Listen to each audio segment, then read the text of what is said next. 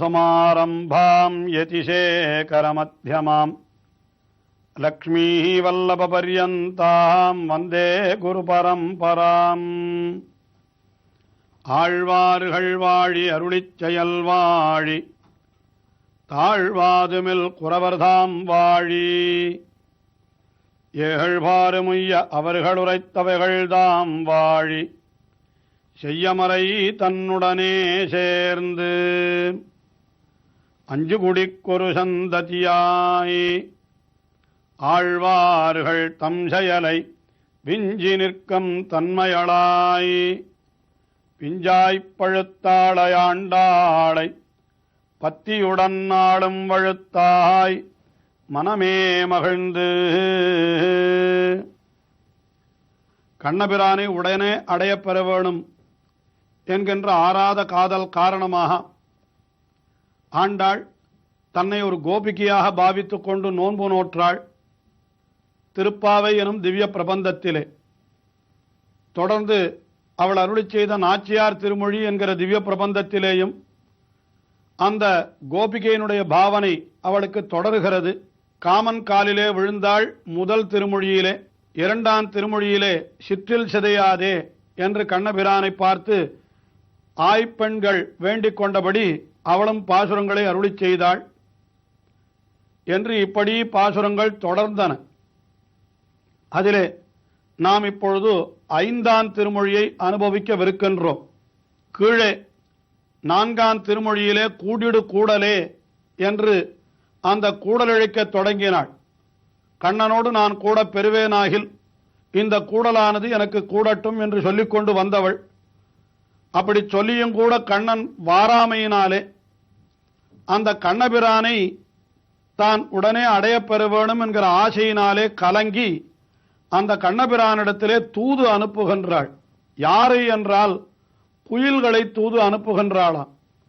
ஏனென்றால் அச்சேதனமான அந்த சிற்றிலானது, அதாவது அந்த கூடல் இழைத்த பொழுது அந்த கூடல் என்பது அச்சேதனம்தானே, அறிவற்றது தானே.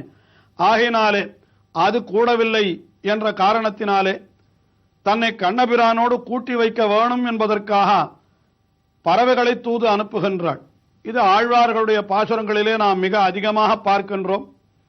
ஆழ்வார்கள் அத்தனை பேரும் கூட நாயகியின் நிலையை அடைந்த பொழுது எம்பெருமானிடத்திலே பறவைகளை தூது அனுப்புதல் என்று ஒன்று உண்டு.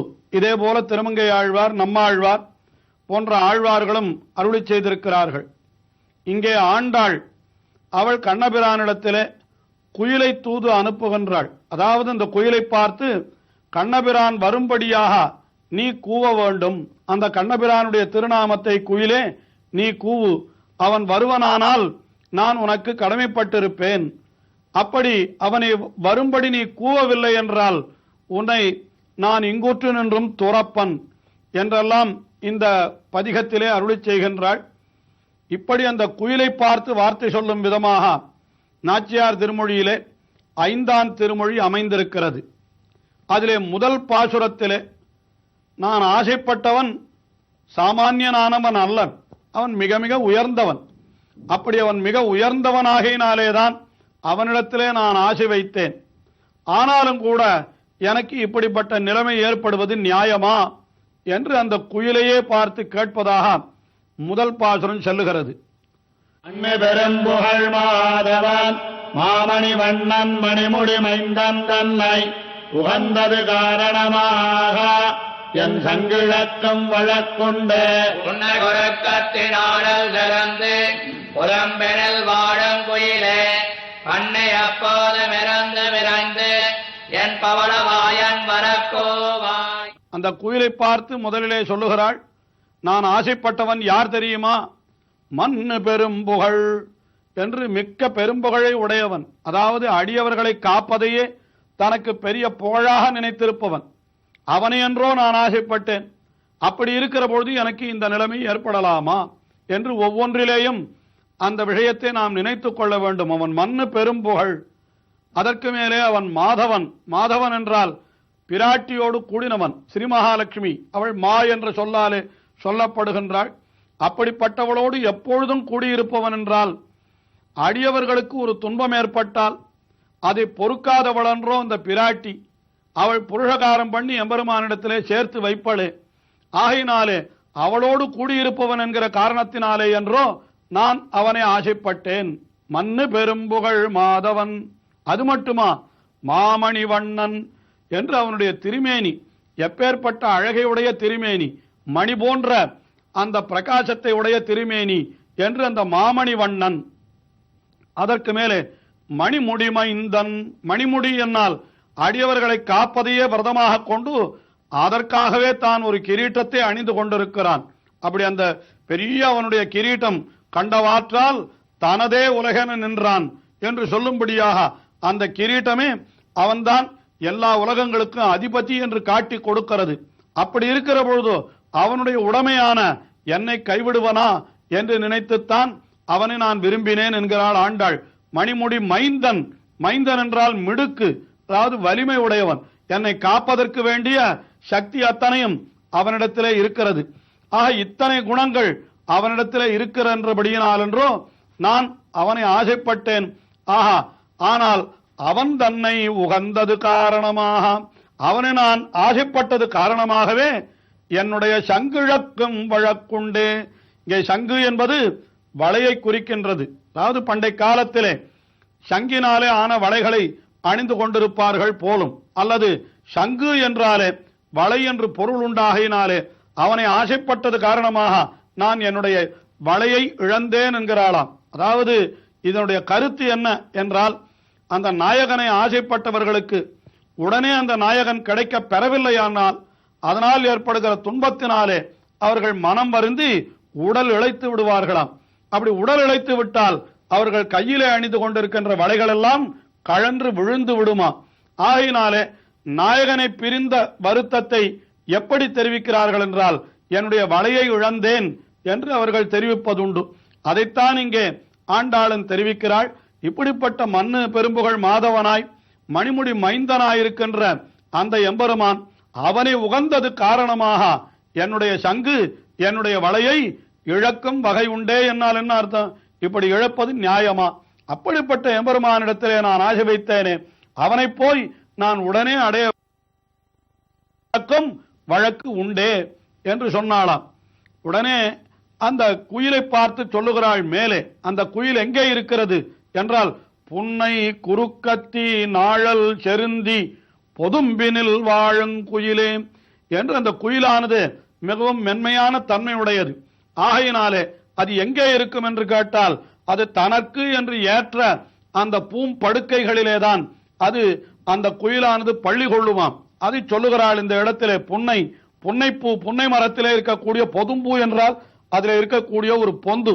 ஆஹா, அதிலே தான் இருக்கான். புன்னை குறுக்கத்தி ஞாழல் செருந்தி என்று இப்படிப்பட்ட அந்த மரங்கள், அதெல்லாம் பூக்கள். புன்னை என்பது ஒரு வகையான பூ, அதே போல குறுக்கத்தி என்பது, நாழல் என்பது, செருந்தி என்பது, இப்படிப்பட்ட பூக்கள் எல்லாம் பூக்கும்படியான அந்த மரத்தினுடைய பொதும்பினில் வாழும் குயிலே என்று அதனுடைய பொந்துக்களிலேயே எப்பொழுதும் குயில் வாழ்ந்து கொண்டிருக்கிறதாம். அந்த குயிலை பார்த்து சொல்லுகிறாள், உனக்கு விருப்பமான இடத்திலே நீ சௌக்கியமாக வாழ்ந்து கொண்டிருக்கிறாயே, அதேபோல் எனக்கு விருப்பமான இடத்திலே நானும் சௌக்கியமாக வாழ வேண்டாமா? எனக்கு விருப்பமான இடம் என்றால் எது? அது எம்பெருமான் அந்த மண்ணு பெரும்புகழ் மாதவன் மணிமுடி மைந்தன் அவன் எழுந்தருளி இருக்கிற இடம்தான். ஆகையினாலே அவனோடு நான் சேரப்பெறுவதுதான் எனக்கு வாழ்ச்சி.